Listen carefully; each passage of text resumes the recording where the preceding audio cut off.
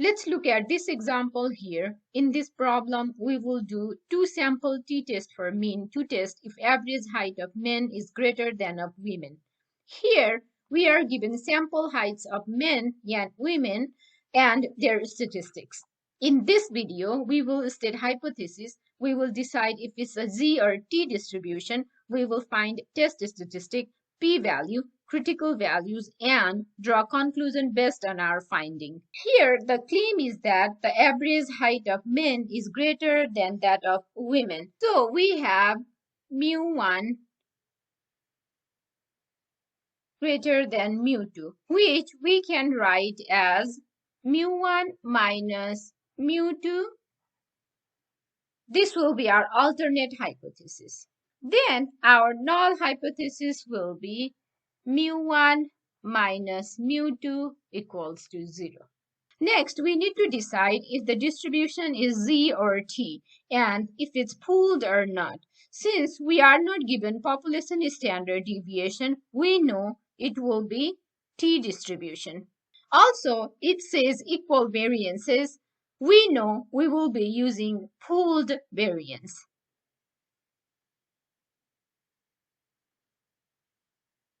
Next, let's calculate test statistic. To calculate test statistic, we need to first calculate pooled variance. Here, our sample size of first sample, N1, let me write it down here, N1 is 10. Our sample size of the second sample, N2, is 12. Sample variance of first sample is 8.65 square, which is equal to 74.8225. Sample variance of the second sample is equal to 5.38 square, which is equal to 28.944. Now we can put everything together in this formula here and calculate pooled variance. Substituting the values into this formula, we get 10 minus 1. Our sample variance of first sample is 74.8225. So let's put that here, 74.8225 plus 12 minus 1, 28.9444 over 10 plus 12 minus 2. Now, when we do this math, this whole thing comes out to be, let me write it down here. So the whole thing comes out to be 49.5895. Let me put this in a square box. So this is our pooled variance. Next, let's calculate test statistic T. To calculate T, we need mean of the first sample, which is 138, which is right here. Mean of the second sample is 134, which is right here. Sample size of the first sample is 10, and the sample size of the second sample is 12, which is here. Now, let's put everything together in this formula. So we get T equals to 138 minus 134 over the square root. Pooled variance is 49.5895, which we just calculate here. So let's substitute that over here, which is 49.5895, and 1 over our N1 is 10 plus 1 over our N2 is 12. This whole thing comes out to be 1.327. So this is our test statistic T. Next, let's calculate p-value. First, note that it is upper-tailed test since we have greater than sign and alternate hypothesis. So, p-value is the probability that t is greater than 1.327. Let's label the graph here. So, we know this point here is 1.327 and we need to find this area. To get p-value with t-distribution, we must use technology. Let's use TI-84. Now, let me pull up my calculator up on the screen, then go to second distribution, then we'll be using TCDF, which is number 6 here, then hit enter. Since we are to find area above 1.327, our lower value is 1.327. And for upper value, we will take some large positive number like 10,000. And our degrees of freedom is n minus 1. Here we will add 2 degrees of freedom. That means we will add 10 minus 1 plus 12 minus 1. So which is 9 plus 11, which is 20. Now let's hit enter, then hit enter. This gives us, let me move my calculator over here. So this gives us p-value of 0.0997. Next, let's find critical value. First, note that it is upper-tailed test since we have greater than sign in alternate hypothesis. So we will have critical value only at upper tail. So here we are trying to find this point here. Since alpha is not given, we will take alpha to be 0.05. So we need to find t-value that is critical value such that area to the right is 0.05. This area to the right is 0.05.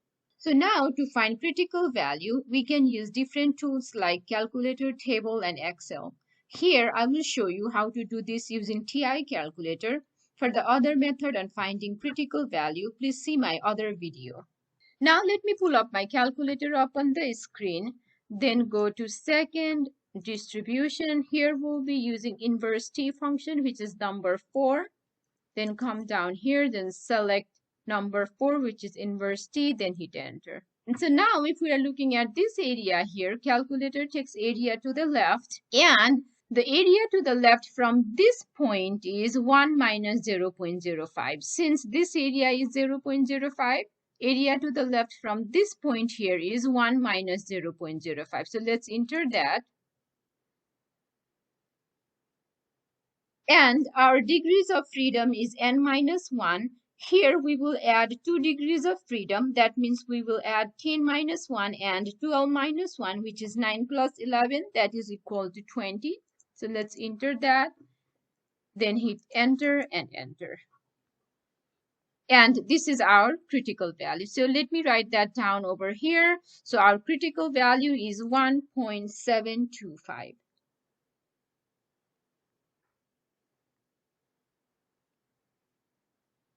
Next, let's determine the rejection reason. Here we know that this is an upper tail test, so the rejection reason will be at the upper tail above the critical value.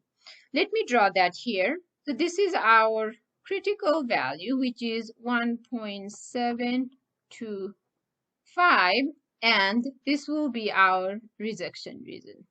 To draw the conclusion, we will see if the test statistic falls on the rejection reason. Let me draw the rejection reason again. So our critical value is here, which is 1.725, and this is our rejection reason. And our test statistic 1.327 is left to 1.725. Since the test statistic is not in the rejection reason, we do not reject the null hypothesis. Again, using the p-value also, we can derive the same conclusion. Here, p-value is 0.0997 and alpha is 0.05. P-value is greater than alpha. We do not reject null hypothesis. So this particular sample does not provide an evidence to support the claim that men are taller than women in the community. Finally, we can also find p-value and test statistic using calculator. Let me show you how to do that. Let me pull up my calculator up on the screen, then go to stat, then go to test.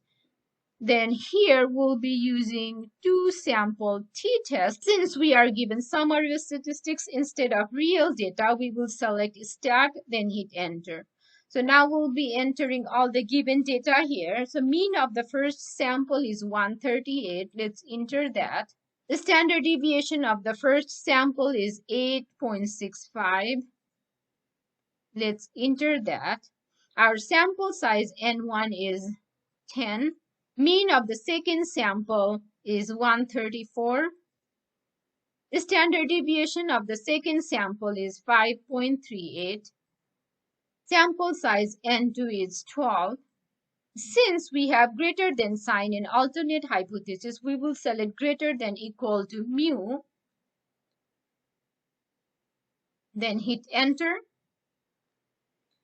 Now, we need to decide if it will be pooled or not. Here, it is given that given example has equal variances, so we will choose yes. Then come down here to calculate, then hit enter. Now, if you compare the p-value and the test statistic value that we got from calculator and earlier, they are same. Thank you for watching. We hope this video was helpful. Please like and subscribe our channel. We will be bringing more and more videos on variety of topics.